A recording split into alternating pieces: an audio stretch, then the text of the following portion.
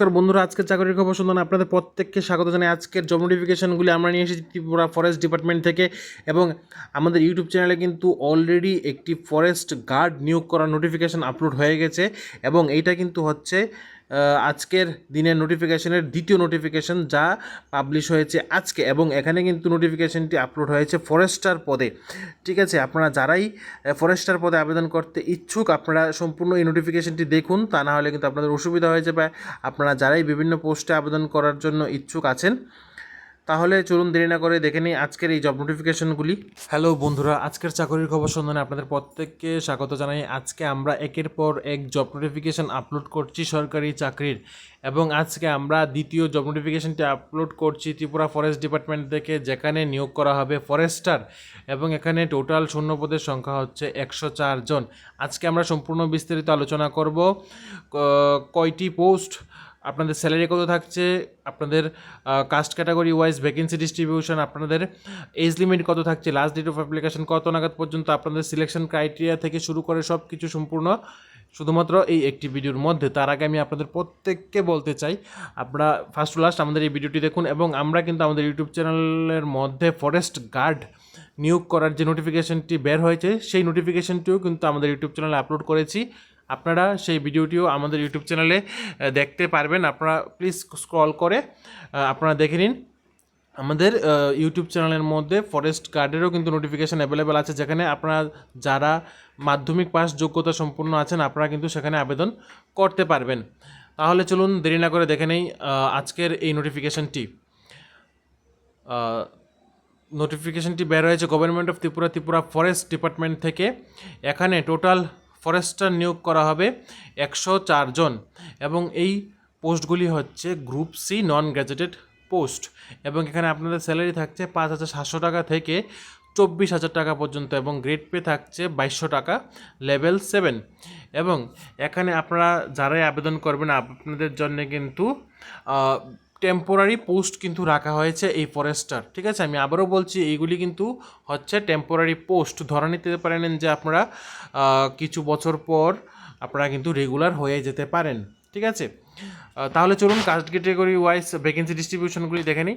UR category ক্যান্ডিডেটদের জন্য রয়েছে 39টি post, তার মধ্যে এক্স সার্ভিসম্যানদের জন্য রয়েছে একটি, এসসি ক্যাটাগরি ক্যান্ডিডেটদের জন্য রয়েছে 21টি, এবং এসটি ক্যাটাগরি ক্যান্ডিডেটদের জন্য রয়েছে 44টি পোস্ট, তার মধ্যে এক্স সার্ভিসম্যান রয়েছে একজন। তাই এখানে টোটাল হয়েছে 104 জন। ঠিক আছে, এবং 104 জনের মধ্যে 33% রিজার্ভেশন আছে ওমেন ক্যাটাগরি ক্যান্ডিডেটদের জন্যে। ওমেন ইউআর নেওয়া হবে 13 জন, এসসি নেওয়া হবে 7 জন, এবং এসটি নেওয়া হবে 15 জন, এবং এখানে টোটাল হচ্ছে 35 জন। ঠিক আছে, আশা করি আপনারা সবাই এতটুকু বুঝতে পেরে গেছেন কাস্ট ক্যাটাগরি ওয়াইজ ডিস্ট্রিবিউশন। তারপর এখন আসেন এডুকেশনাল কোয়ালিফিকেশান।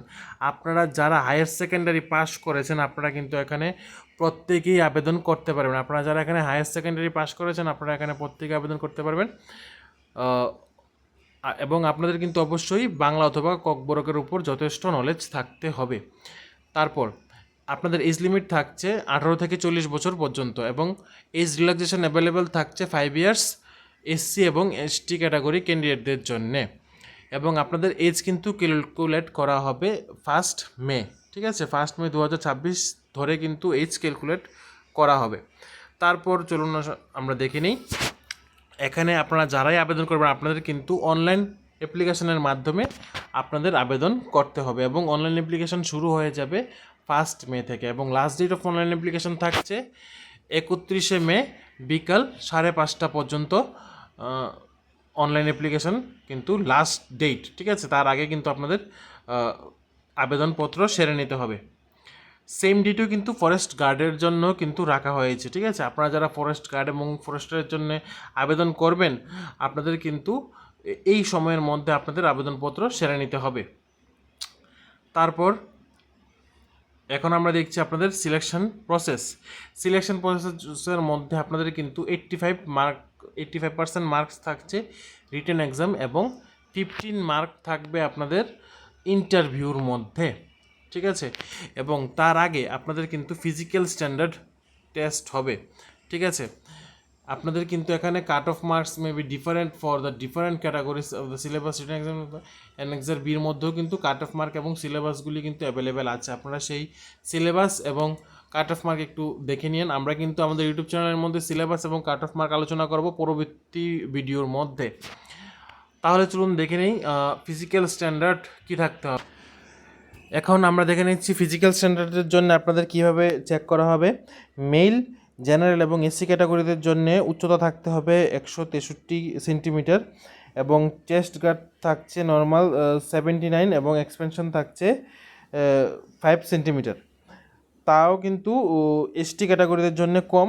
এসটি ক্যাটাগরি ক্যান্ডিডেটদের জন্য হাইট থাকবে 152 সেন্টিমিটার এবং চেস্ট গার্ড থাকছে 79 এবং এক্সপেনশন থাকছে 5 সেন্টিমিটার এবং ফিমেল ক্যাটাগরি ক্যান্ডিডেটদের জন্য ইউআর এবং এসসি ক্যাটাগরিদের জন্য থাকছে 150 সেন্টিমিটার এবং নর্মাল চেস্ট গার্ড থাকছে 74 এবং এক্সপেনশন হচ্ছে এখানে 05 হচ্ছে এক্সপেনশন।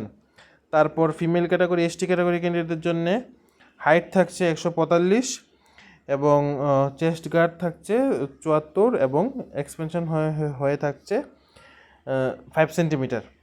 আশা করি আপনারা ফিজিক্যাল স্ট্যান্ডার্ড বুঝতে পেরে গেছেন। তারপর ফিজিক্যালি টেস্ট আপনাদের কোয়ালিফাই করতে হবে। তার জন্য আপনাদের কি করতে হবে, 25 কিলোমিটার আপনাদের হেঁটে কাভার করতে হবে উইদিন 4 আওয়ার্স ফর মেল, ঠিক আছে, মানে মেল মানে পুরুষদের ক্ষেত্রে, এবং অ্যান্ড ওমেন রেসপেক্টিভলিও কিন্তু থাকবে, কিন্তু এখানে তারা কিছু মেনশন করেনি। আপনারা প্রিভিয়াস যে ফরেস্ট গার্ডেন নোটিফিকেশনটা আছে সেটা একটু দেখে নেবেন।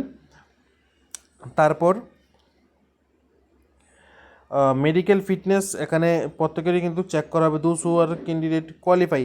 এখানে আপনারা যারা রিটেন টেস্ট এবং ইন্টারভিউ কোয়ালিফাই হবেন তাদেরকে কিন্তু মেডিকেল ফিটনেস চেক করা হবে। মেডিকেল ফিটনেস কিন্তু হচ্ছে সবার last step. Written, physical test এবং ইন্টারভিউ সব কিছুর লাস্টে হচ্ছে মেডিকেল টেস্ট। তারপর এখন আসছে টার্মস অ্যান্ড কন্ডিশন। নিচে টার্মস অ্যান্ড কন্ডিশন দেওয়া আছে, আপনারা ভিডিওটি ভালোভাবে দেখে নিন বা নোটিফিকেশনটি ভালোভাবে দেখে নিন। আমরা চেষ্টা করছি আপনাদের সামনে সম্পূর্ণ নোটিফিকেশনটি তুলে ধরার। এখানে কিন্তু কোনো ধরনের টিএ অথবা ডিএ কিন্তু দেওয়া হবে না আপনারা যারা ইন্টারভিউর জন্য আসবেন, ঠিক আছে। এবং আপনারা যদি কোনো জায়গায় যদি এর আগে কাজ করছেন এরকম যদি হয়ে থাকে, আপনাদের কিন্তু নো অবজেকশন সার্টিফিকেট কিন্তু প্রয়োজন হবে, তাছাড়া কিন্তু এখানে আপনারা ইন্টারভিউ দিতে পারবেন না। আশা করি আপনারা সবাই এতটুকু বুঝতে পেরে গেছেন। তারপর এখন আসুন আপনাদের এই নোটিফিকেশনটির মধ্যে আরও বিস্তারিত নোটিফিকেশন, আপনাদের কিভাবে এজ লিমিট, তারপর আপনাদের ডিসকোয়ালিফিকেশন কিভাবে করা হবে, তারপর পাওয়ার অফ রিল্যাক্সেশন কিভাবে থাকছে, সম্পূর্ণ বিস্তারিত নোটিফিকেশনটা কিন্তু আপনারা পেয়ে যাবেন এই ভিডিওর ডেসক্রিপশন বক্সে। আমি আপনাদের বলবো আপনারা ডেসক্রিপশন বক্সটা একটু ভালোভাবে লক্ষ্য করবেন। এখানে কিন্তু আসছে শিডিউল, নেম অফ পোস্ট হচ্ছে ফরেস্টার, নাম্বার অফ পোস্ট 493, ঠিক আছে। পোস্ট এডিশনাল পোস্ট থাকছে হোয়েন এভার ক্রিয়েটেড, ঠিক আছে, যদি তারপর যদি ক্রিয়েট হয়। আপনারা এখানে দেখতে পাচ্ছেন আমরা কিন্তু সম্পূর্ণ নোটিফিকেশনটি এখানে তুলে ধরার চেষ্টা করেছি। আপনারা ভিডিওটি ফার্স্ট টু লাস্ট সম্পূর্ণ দেখে নেবেন, তা না হলে কিন্তু আপনাদেরই মিস হবে।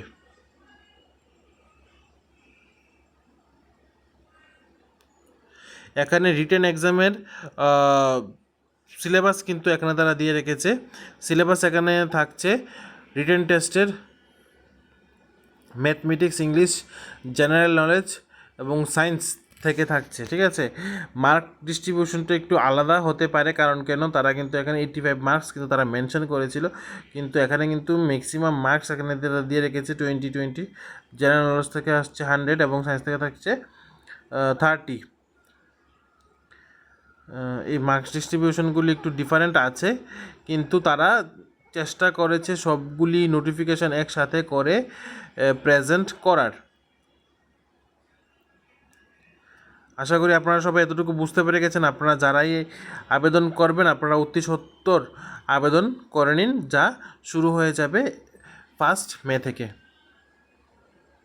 তাহলে আজকের জন্য এতটুকু। আপনারা সবাই ভালো থাকুন, সুস্থ থাকুন এবং নিত্য নতুন জব নোটিফিকেশনের জন্য আমাদের ইউটিউব চ্যানেলকে ফলো করে রাখুন।